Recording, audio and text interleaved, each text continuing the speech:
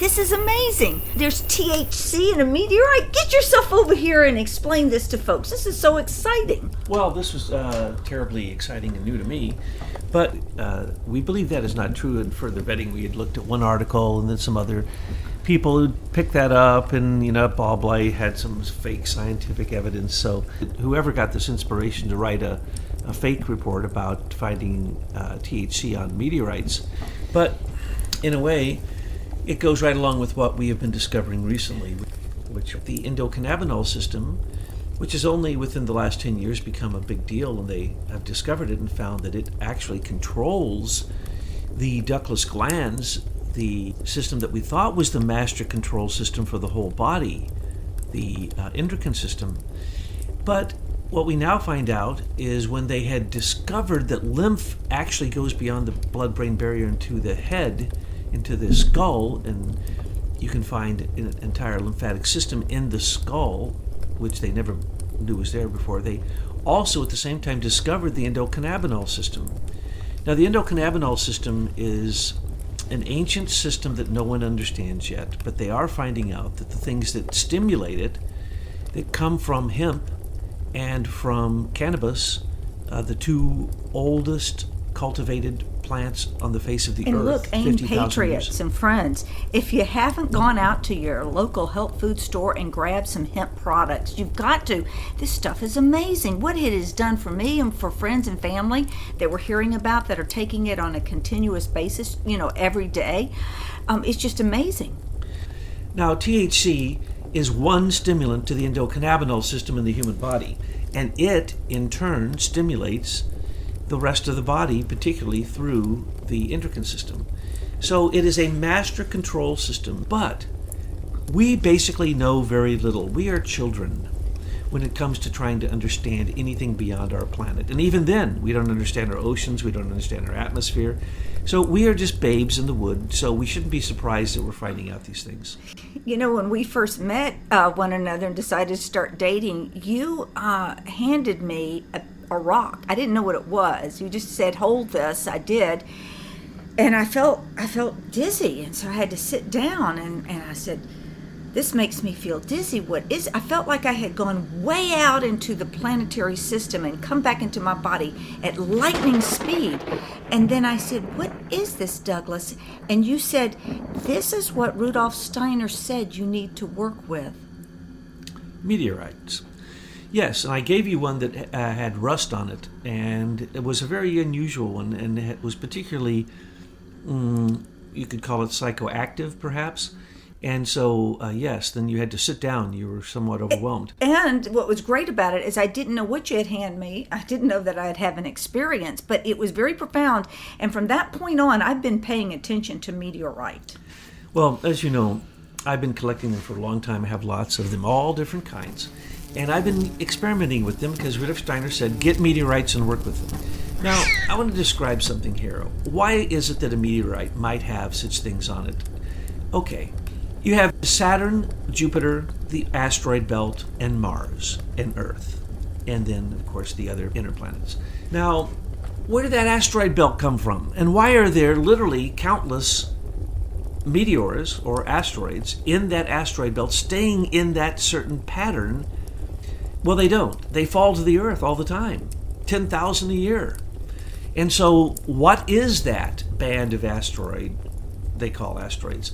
Well, the meteorites that come from there, some can be what are called chondrite, which are Earth. They're Earth-like material. Some are metallic. They have every type of metal in it and different forms, like different forms of iron. We have to call it meteoric iron because it's different than Earth iron.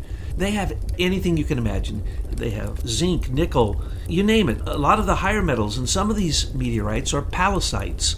So they have the higher metals. They have white gold. They have palladium. They have yttrium, cesium, you name it. They have olivine in it. So when you say meteorite, you have to describe what type of meteorite you're talking about. I have many of those, and the ones that are very psychoactive are the ones that have olivine in them and white gold. These are literally white gold. They never tarnish. Or iron that doesn't tarnish. Well, Douglas, what would you recommend for the listener who's just tuning in and is getting excited about this, what would be the first steps? Where to go get meteorite? What would you do with it? Go to a gem and mineral show and you'll find meteorites. There'll be all kinds of them. You'll find metal ones that have these etchings on them, natural etchings. You'll find them in different shapes. I've been talking to meteorite guys and girls into carving them into beads, into krises, into blades, into... Well, we have a spearhead here that is got meteorite in it. Yes, we have a first century centurion hosta that is called a novio magus, which means a great hosta centurion spearhead that had meteorite in it, made by Israelis in the first century BC. So yes, these things, and the Tibetans put meteorite in all of their sacred objects, whether it be bells or sacred bowls, bells, dorjes, any of the really sacred objects they have, take all 7 metals, and then they add meteorite. And they also add what's called antimony, which they say is kind of the earthly response to meteorite, a combination of many metals. But in essence, without the meteorite in these things, they're not sacred. In Indonesia, they take them, and what do they bring? They bring fire, a sacred gift from the gods like Prometheus.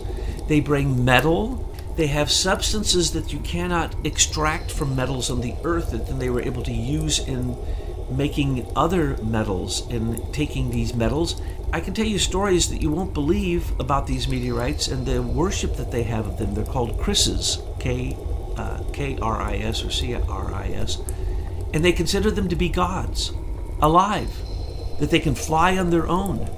All these things, they go into trance when they're making them, and they use their lips to cool the edges of them, and they leave the imprint of their lips in these krisis, which are shaped like a thunderbolt, because they believe that they're a gift from the sky, like a sacred fiery spear or a sword or a thunderbolt. And so when you talk about Tibetan dorjes, you're talking about meteorite and meteorite falls, thunderbolts. When you're talking about Zeus, you could be talking about thunderbolts, which are either lightning bolts or meteorites. So there are 80 instances in literature, which I have found, where blood rain is described in great detail in some cases.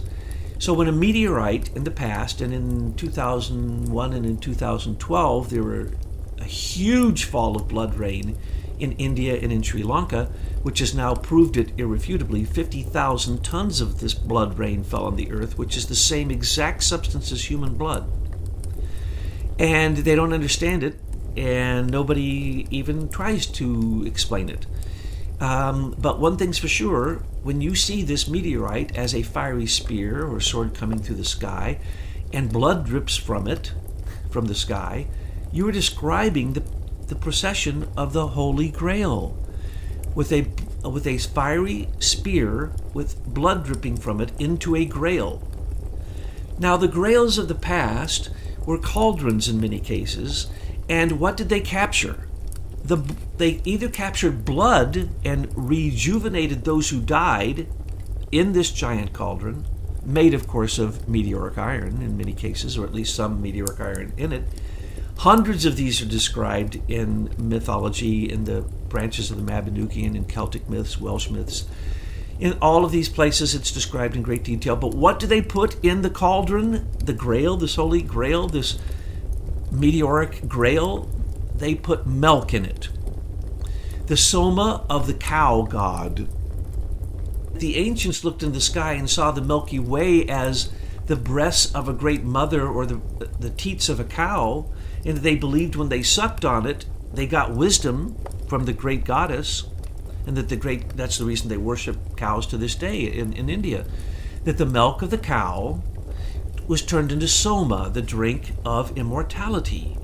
So wherever you look, you're going to find meteorites, references to the Grail, references to healing people and immortality, and milk.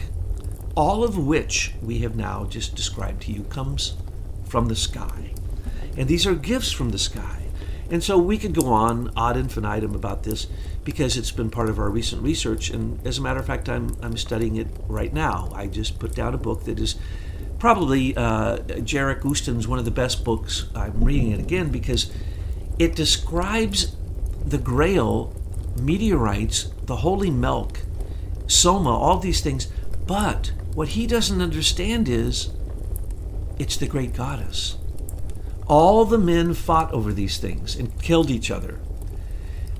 Fratricide, a son killing dad, a son killing brother, son killing mother's brother, all these things. Death, death, death, death, death. To get what? The sacred Grail, the sacred, holy, magical goods, the substance, and this milk, and to be able to heal blood or illnesses and death. So what are they actually going for? The Holy Grail that was held by the women in the ancient matriarchal cultures before 2101 BC. And so what you're seeing is a war between the patrilineal and the matrilineal line in history when you're discussing these things. But when you break it down and you look at it quite simply, it's very, very, very simple. So has the divine sent to the earth these divine magical tools that we can use for the process of ascension? I begin to think that that may be true.